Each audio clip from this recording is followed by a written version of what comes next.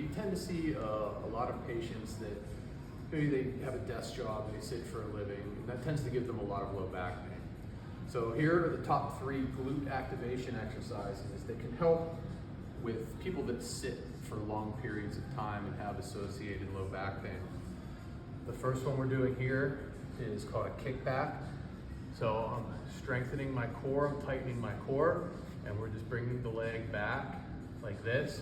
We want to do both sides. We typically do 3 sets of 10.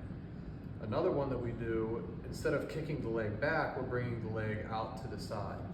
So again, tightening the core, leg out here.